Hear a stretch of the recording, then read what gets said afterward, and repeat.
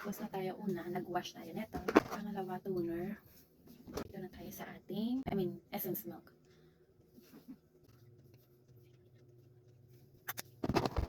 By the way, for days na tayong gumagawa ng ating routine, no, which is ang saya at ang ganda. Feeling maganda. Medyo kabisado ko na yung pagkasunod-sunod ng paggamit. 2, 4, 6 siya. 6 tapos, alam ko na. Medyo mahirap ang sa lagayan. Pero hindi ko siya tinatanggal dyan kasi para safe. Hindi sure na hindi mababasag. Pag nilagay ko kasi siya sa ito sa mga salamin, baka magalaw or whatsoever babasag. So at least nasa lagan siya. Safe siya dito. And then after, actually may serum akong ginagamit. Ang ginagawa ko is kalahati lang yung nilalagay ko dito. Tapos kalahati na yung serum na ginagamit ko. Kalahati ng mukha.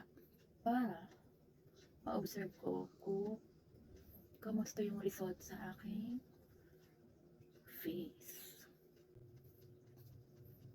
Pero pag ako hindi ginanahan, isa na lang ang gagamitin ko.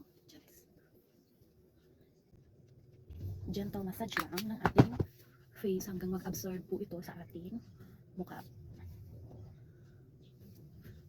Lalo na ngayon, may ilalagay pa tayong ibang susunod na routine. Pero noon naman, kahit na wala akong pinapatong after serum. Kasi ang routine ko lang noon is mag-toner, cleanser and toner. Na which is, pagkasama na yun, maxipil yung gamit ko.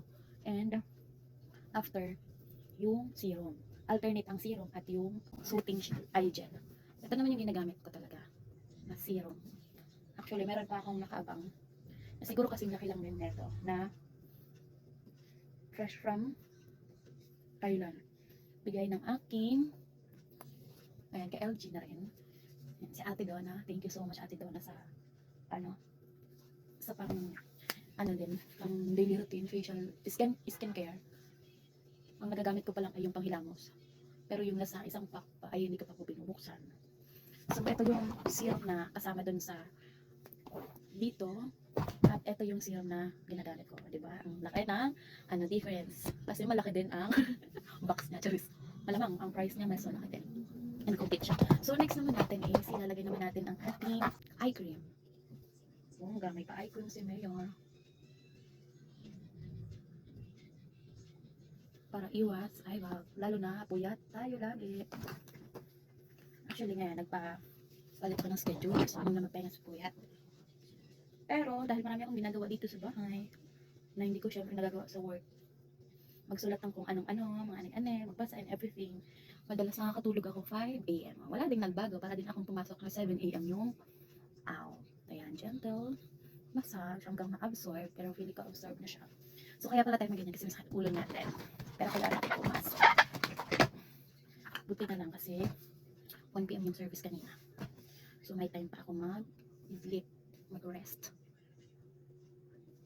This is the last routine that we will gonna do tonight. Actually, ang lagay ko neto, ngayon lang ako naglagay at ng mas maaga. Because I'm putting this on tuwing madaling araw. After ko mag-ibo, after ko magsulat ng everything, after ko magpasa ng everything, after ko yung routine ko sa mga ginagawa ko sa phone. Because I have some games na dinownload. Since maganda yung ating phone ngayon na maraming apps ang pwedeng i-download ng hindi naglalag. Diba, in fairness, after how many years tayo nagtatyaga sa mabilis memory full ngayon. Ang daming app and nakapag-download ako ng mga app ng ginagawa nating routine. Kasi may time yun, like may daily task. So yun ginagawa natin. Sabi kasi dun sa app, it's better to play before going to sleep para mas ganda ang tulog. Ano kasi yun? Bible quiz. Actually nakakatuwa siya kasi natetest talaga yung memory mo, like kung ano ba talaga yung alam mo tungkol sa mga binabasa mo sa Bible. Merong mga doon, puzzle and may question and answer, multiple choice and everything. Basta may mga ganon. So maganda siya. Bukod doon, meron pa akong ibang mga games na parang alam mo yun yung healing my inner child. Kasi yung dati ako may laptop, may cellphone na ginagamit. Yun yung ginagamit kong pinaglalaro ang mga apps na hindi ko malaro-laro recently kasi nga madaling memory full.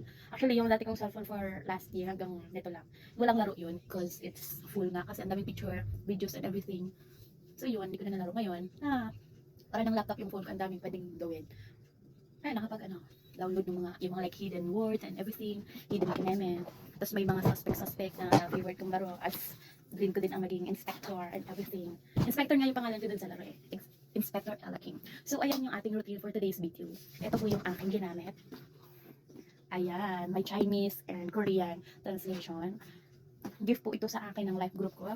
All Gen, meaning all generation kasi iba-ibang age po kami na life group, Saturday life group. So thank you so much, sobrang appreciate ko. Dati dalawa lang yung aking routine sa aking face, minsan nakakatamad pa, kaya tamang sabon-sabon lang, pero ngayon kumpleto siya. So sana talaga like matuloy-tuloy yung routine natin na nagawin natin yung daily routine kasi syempre tumatanda na tayo, kailangan natin ng ayan siya, kailangan natin ng halagaan ang ating skin kasi lalo na ako ay madalas walang tulog, so kailangan natin naaalagaan ang mga wrinkles na hindi lumabas and everything. Yan, may mga pimples tayo minsan, pero ayan, look at this. Ay, ang layo kasi ng camera.